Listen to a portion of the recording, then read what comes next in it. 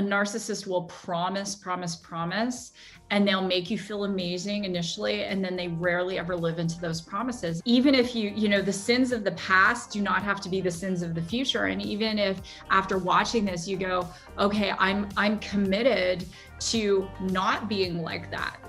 Just be your word. Be that person who makes people feel grateful. You have to take away the power over that narcissist, over your life. And if you're ruminating on it and you're not sleeping, they have so much power in your life. And the fastest way, as I said earlier, is to make someone feel better, to be, live into that gratitude.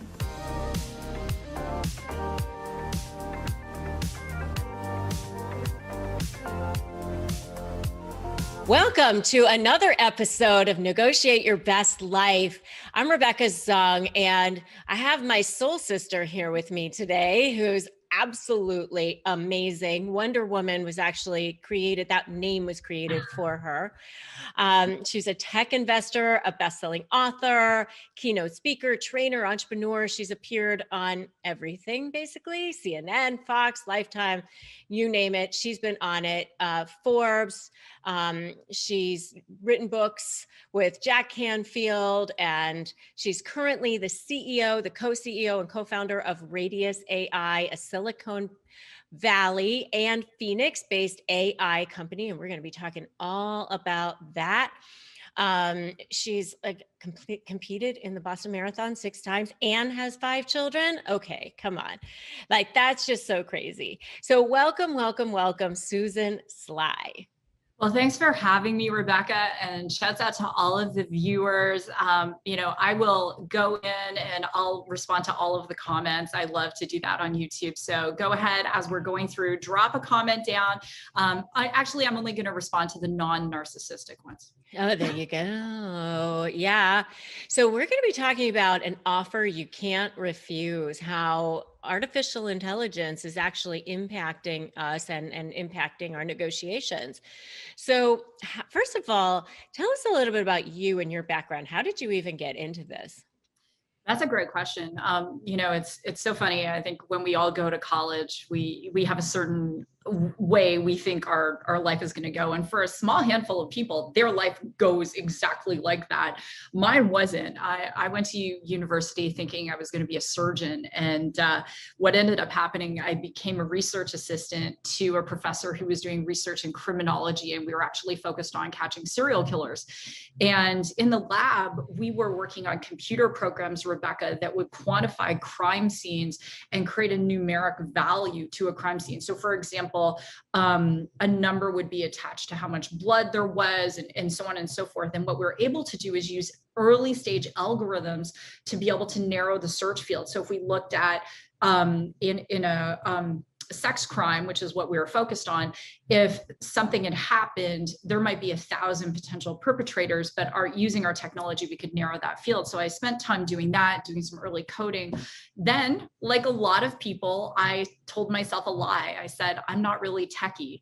And I remember not even knowing how to send a text. Here I'd gone from coding to believing this delusion that I didn't know how to do things. And so several years ago, I realized there was a part of me. I've been very successful in sales and marketing. I've generated sales teams in 3 separate verticals that have done almost $2 billion US in sales. But there was a part of me that wasn't fulfilled. So I decided that I was going to get back into technology. I started to architect some tech that would work on biometrics. So think about your Apple Watch and different things like that. Ended up meeting the guys who had founded Radius, which was a human-centric AI company. I knew I needed to get involved, became a co-founder, went back to school, just finished a couple of years at MIT. I'm going to go back and do a couple more years. And so that's what brought me here.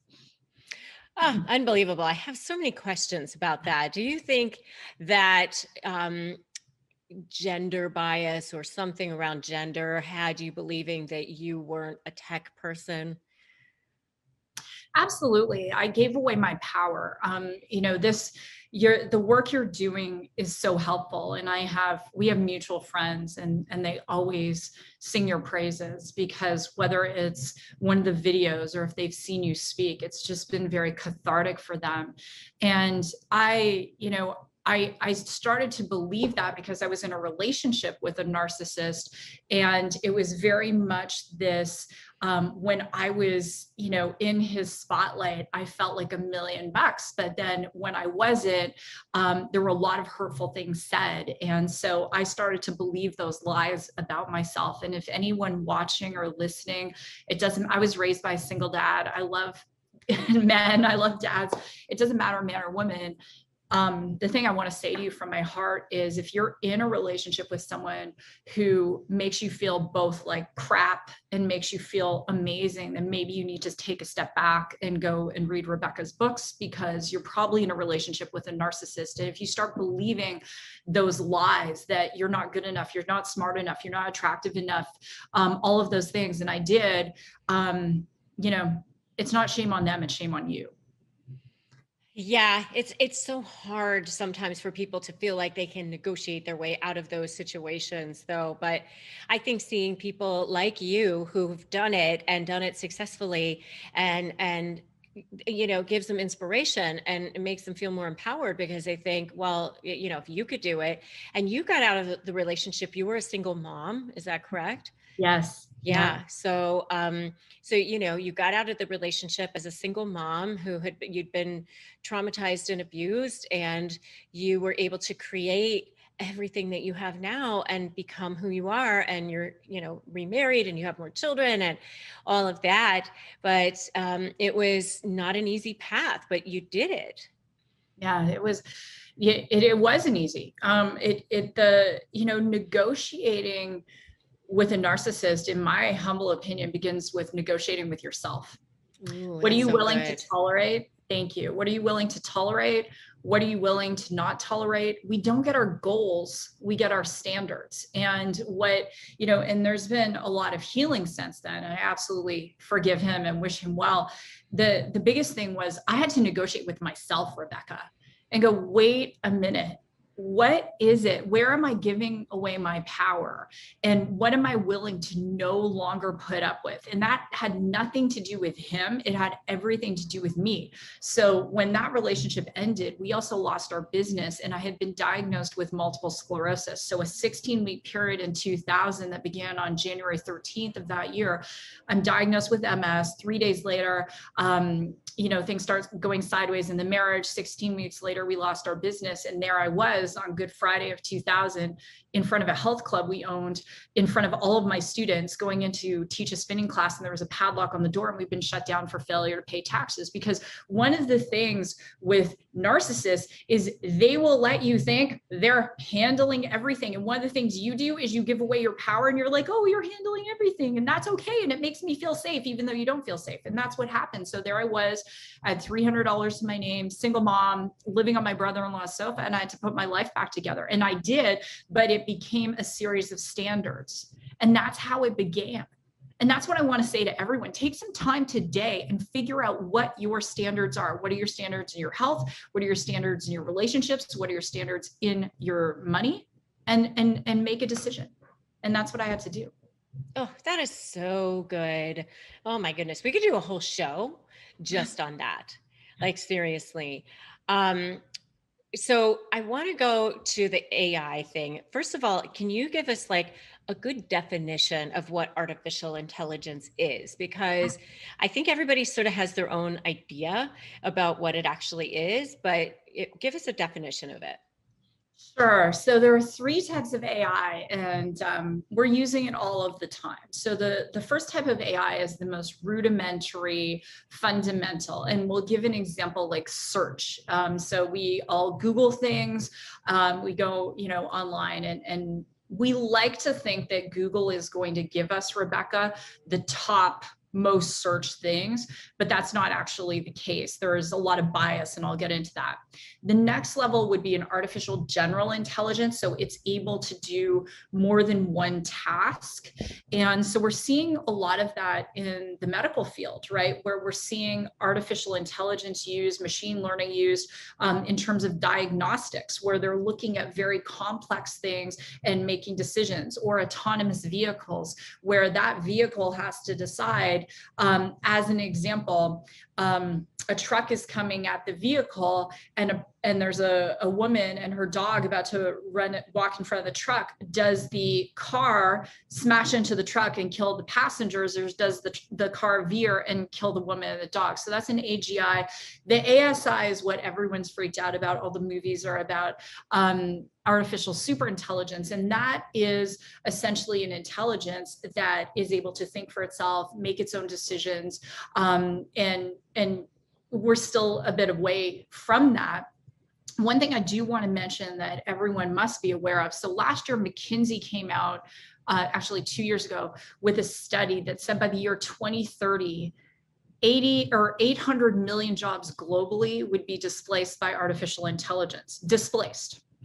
And the reason I bring this up is because it is not an artificial superintelligence that, is going to displace those jobs. It's actually this first level of AI and the second level of AI that is going to displace the jobs. And what COVID did effectively, Rebecca, is it compressed time. So a lot of companies started to use machine learning and to use artificial intelligence to be able to replace humans during COVID. And some of those jobs aren't coming back. And I'll give you some different examples. So we're seeing with artificial intelligence, it's able to do things like law school enrollments are down. Because I bet when you were a clerk, right, how many briefs and things did you had to read, like all this volume of stuff? A machine can do it in half the time, less than half the time, right? We're seeing it in accounting. We are seeing it in professions that were previously, professions you would have gone to school for 7 or 8 years for, that the AI is able to do those jobs. And so I know you and I have been talking even before the show, some of the things it's replacing. It's kind of crazy. So that's just a beginner's definition of AI and just an idea of where we're headed. And so we all have to adapt. Okay, so I have a question. If it's reading a brief, like, is it actually summarizing it? Like, how does that help? Does it pull out the things that you need? I'm curious. Yeah, so I want everyone to think of it like this. There's the input, and then there's the output, right? So I'll give an example. So let's say Rebecca and I, we're both moms, and we are like, oh, we're gonna get together and we're gonna bake this cake and we're gonna have a party with the kids. So we would have inputs: flour, sugar, butter, eggs, baking powder, and we would hope. I haven't baked with Rebecca yet, but that could be a YouTube video. Baking with Oh my God, that would actually be really fun. We will do it. And we're doing this. That output is going to be hopefully a cake. That's our intention. And we're going to put all those ingredients, we're going to mix them together, we're going to put it in an oven, and we're going to get a cake. In AI, we have inputs, and those could be in different forms. It could be voice. So if you are using Siri as an example, or Google Voice, that's an input. It could be documents, could be an input. It could be video. At Radius, we specialize in computer vision for our AI. So there are different kinds of inputs we have. And then the oven in this case is something called essentially what amounts to a black box, where it's now in there and there are different levels of these neural networks, and it's going to produce an output.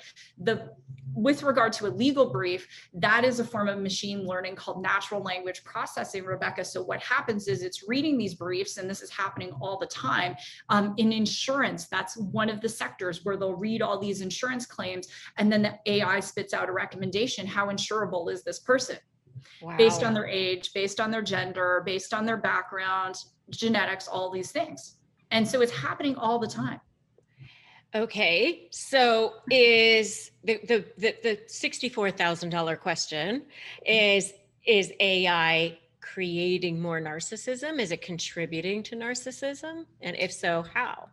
Yeah, let's start with kids. And there are a lot of interesting articles out there asking that question: is AI creating more narcissism? So if I'm going to use social media as an example, and this is, all the parents, let's just have some dialogue, because this is real world stuff. So if you saw The Social Dilemma on Netflix, and if you haven't, please watch it and drop a comment for Rebecca and I. In the social dilemma, it talks about the increase in suicides for teenage girls, Rebecca. And, and part of that, it's quite dramatic with the uptake of social media, because it's looking for this validation. So what is one of the chief things with regard to narcissism? It's this validation, and this very selfish validation. So when you look at, say, social media as an example, and Instagram or TikTok, and your child posts and they're saying, how many shares did this get? How many likes did it get? How many comments did it get? And if it isn't meeting their expectation within a short period of time, what do? They pull the post down, they get angry. Tell me when this doesn't sound like a narcissist. So we're reinforcing this bad behavior, that your social standing is based on your likes, your comments, your shares of your posts. And it's happening. And so, as a parent, we look at it and, what can we do? And I'll give some thoughts about that in a moment, but just realizing that the AI that is being, the data input that is being created, when the AI, the algorithms are being created, it's serving up recommendations that are going to skew our choices online, not just our children's, but our choices online. I'll give you an example. And so, and it doesn't matter what your politics are. I will give both examples from different parties. In the last election, if you were anti-Trump and you watched one anti-Trump video on YouTube, the AI was going to serve up more anti-Trump videos. And the more you watched, the more angry you would have gotten, and you would have just gone down that rabbit hole. If you were anti-Biden, it was going to do the same thing. And now we're dealing with censorship. We are dealing with AI deciding what you should see. So can anyone in today's society have an unbiased opinion? I would say no. It just reminds me, we had talked a little bit about this before the show, of the show Homeland, and how they were like using those bots to actually shift people's opinions about things. And, you thought that there was, hundreds of thousands of views or comments or something. And it was like just these bots, that were being generated in this warehouse somewhere. So crazy. Like, who even knew that stuff existed? It's happening. It's happening right now. And I think the biggest thing, some advice that I want to give people is start with kids. Don't just let them self-select, because as amazing we all think our children are, they're not emotionally and mentally capable of discernment, especially at a young age. So in our family, our kids do not get a cell phone until they're in grade 8. I know some of you are like, oh, you're a terrible parent. We do not have any devices at the dinner table. There was a study that was done, and it found that children who sit down. I think that makes you a good parent. Yeah, I hope so. I hope we're doing something right. Oh my God. Now the kids might think you're a terrible parent until they grow up and realize that what a great parent you are. Well, how can, if anyone's taking notes, if you have to have something, it has you. That's how addiction starts. So if you have to have something, it has you. There was a study that was done on children, and they found that if children who sat down with their parents 5 or more times a week for dinner were 68% less likely to have addictions. Right. So, and gosh, I'm not perfect, but in our house, we're sitting down with the kids, we're having discussion. We talk about AI bias at our dinner table. We do not let them have their devices, as I said.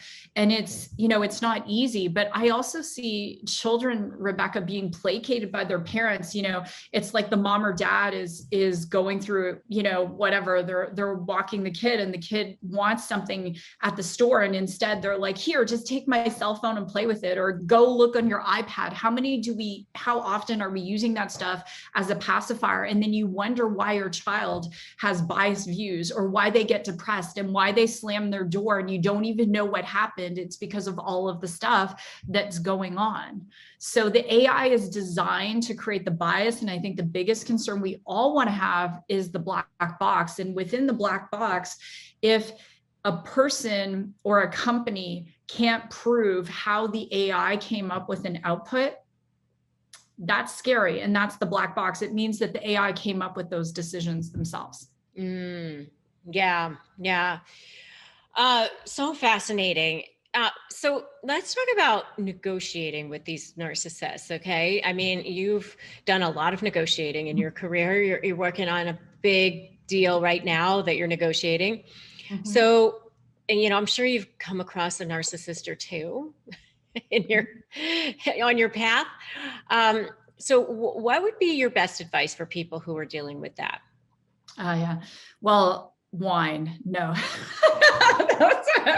Wine. She doesn't mean the WH version. She means the WI version. A good Pinot Noir. So I got, a couple of pieces of advice. So one, assume everyone is biased going into any negotiation, right? Number two is I always like to win over the narcissist. And so a narcissist has a large ego.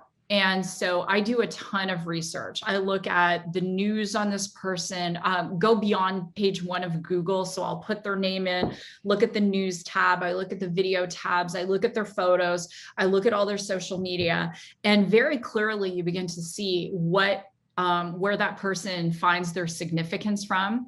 And then in a negotiation, one of the biggest things to understand is that your biggest adversary can become your biggest ally. So appealing to their ego initially can be a great tactic, but if that doesn't work, I have found that you have to go the next level, which is asserting your power. Because at the end of the day, and Rebecca's the expert, not I, but you are 100% right. Yeah. Many years ago, I actually worked in the federal correctional system in Canada. So you can't tell me that a lot of criminals are not narcissists, right? So I do have my fair share of experience there. But at the end of the day, a lot of narcissists have endured their own form of trauma. And one of the reasons they're trying to assert dominance is because it makes them feel safe. But they are also used to being on the receiving end of dominance. And I would just say, don't give away your power. Don't give away your power whatsoever, but understand that they're going to, whether it's, going back to the social media piece or whatever it is, they're going to be biased. And as long as you go into the negotiation knowing they already have these biases, that's going to help you tremendously. And don't take it personally. I mean, I have wall kicking moments. Sometimes, I'll come, I'll be in my yoga class, Rebecca, and I'm like thinking about something that's going on. I'll get my card. I'll be like, but at the end of the day, don't take it too personally, because there are other things that are more important, like having dinner with your children at the table. Absolutely. And you can't take it personally because it doesn't have anything to do with you, really. I mean, they're going to, wreak havoc and destruction on anybody that's in their path, But I want to go back to something else that you said as well, which is, standing up for yourself and basically becoming more powerful.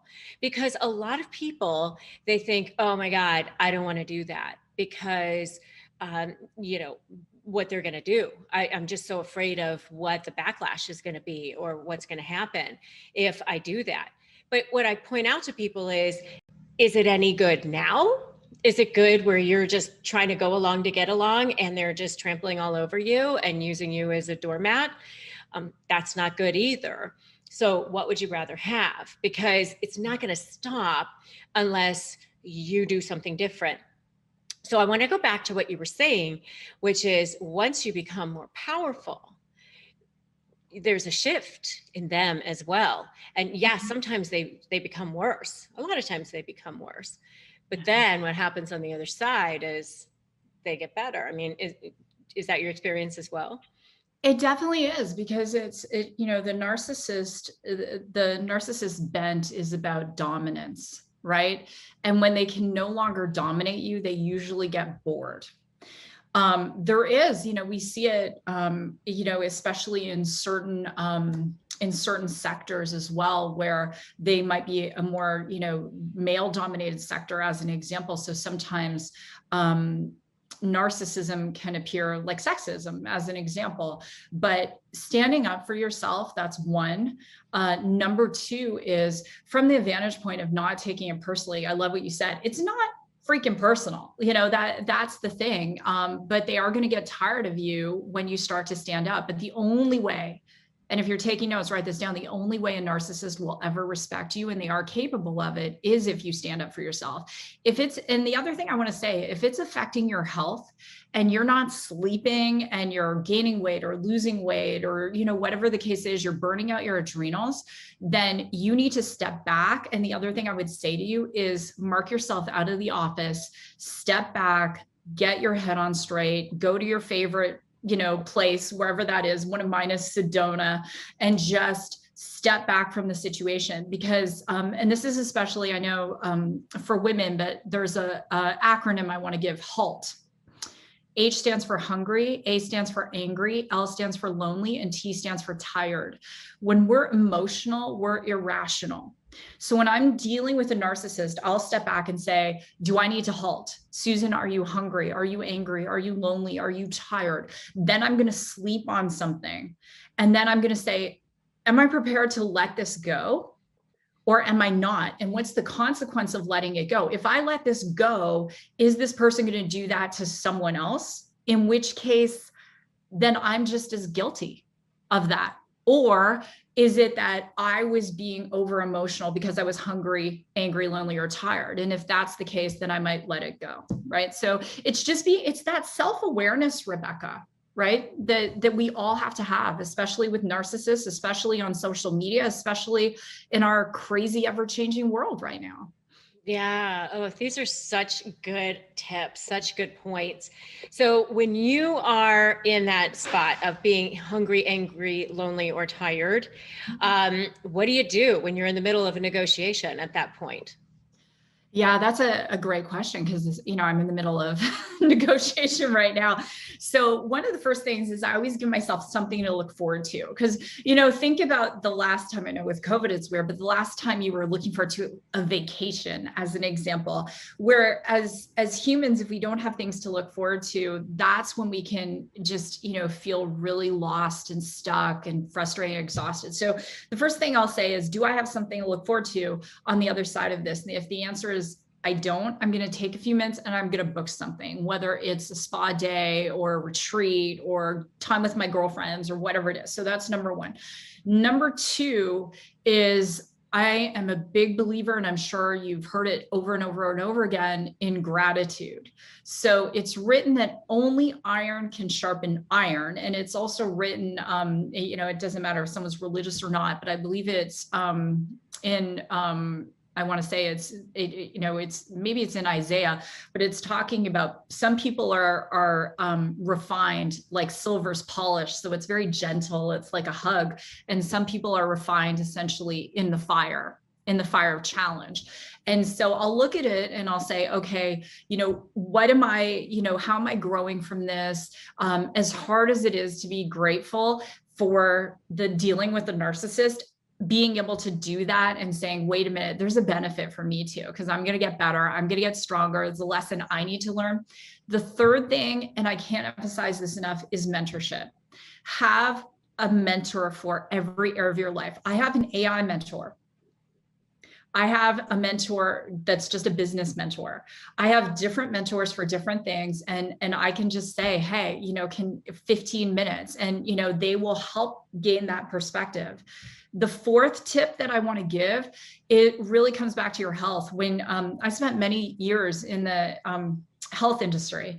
And so when our hormones are out of alignment, especially as women, when we're tired, going back to those things. So you're not going to be good negotiating anything if you're living on Doritos and Big Macs. It's just not going to happen. So going back to those fundamentals, are you getting your workout in? Are you drinking a gallon of water a day? Are you taking vitamins? Are you, doing all that good stuff and that self-care?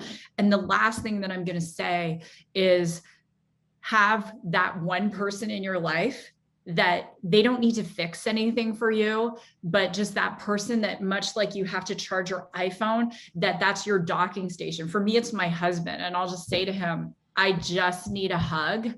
I don't need you to, he'll say, what's going on? I'm like, I don't even want to talk about it. I don't need you to fix it, Chris. I just need a hug. So those are my strategies, and they may or may not apply to you. But, again, I can't emphasize enough that, everything is just for a season. And who are you going to be on the other side of it? Unless you learn how to negotiate with narcissists, they're just going to keep showing up in different forms, women and men. Rebecca, when you were on my show, we talked about that. Women are narcissists too. Right? Oh yeah, totally. Well, the two I had to deal with were both women, actually. So yeah. And I love what you're saying about using it as a learning experience, because that's basically what I've done. I mean, I was talking about negotiation for years as a lawyer, and I wrote a book on negotiation. And I was thinking I'll do some videos on negotiation. And it wasn't until I had this aha moment that I realized I was dealing with two narcissists in my life, not romantically, but in ways that caused enough drama, trauma, and chaos, that I realized, oh my God, I can actually start applying this. And that's, how I've created all that I've created. So in a way, I guess I should thank the narcissist, but I can, namaste them over there, away from me, not near me. People are either teaching us how to be or how not to be. True. And if you look at, anyone, myself included, do we have things we've done in the past that might have been construed as narcissism? You're darn straight, right? But one of the things you said when you were on my show, Rebecca, is that a narcissist will promise, and they'll make you feel amazing initially, and then they rarely ever live into those promises. And if even if the sins of the past do not have to be the sins of the future. And even if after watching this, you go, okay, I'm committed to not being like that.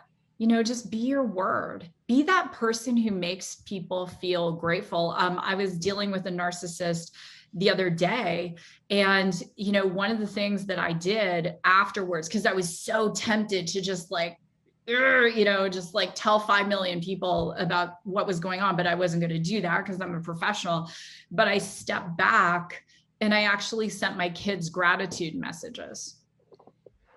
Because you have to take away the power over that narcissist, over your life. And if you're ruminating on it and you're not sleeping, they have so much power in your life. And the fastest way, as I said earlier, is to make someone feel better, to be, live into that gratitude. I love that. These are all, oh my God, there's so many great moments on this. Amazing. Just tidbits all the way through. So for everybody out there who's listening, go back and listen to this again, because she said so much that's so powerful that you need to go back and take notes this time. It was so good. So where can people find out more about you? Sure. Yeah. I have a show. I interview founders. I interview people that specialize in business and mindset. So it's on YouTube. It's Susan Sly, Step Into Your Power. You can see my interview with Rebecca. She was absolutely amazing. We have other founders like Dave Asprey has been on my show. So many people. Greg Williams was on my show, How to Negotiate with a Bully. He's amazing. So check that out. Susan Sly, Step Into Your Power on Instagram. It's at Susan Sly. My website is susansly.com. Fantastic. Thank you so much. Go follow her, go watch her, subscribe, check her out, because she's got amazing stuff to say. Thank you. Thanks for having me.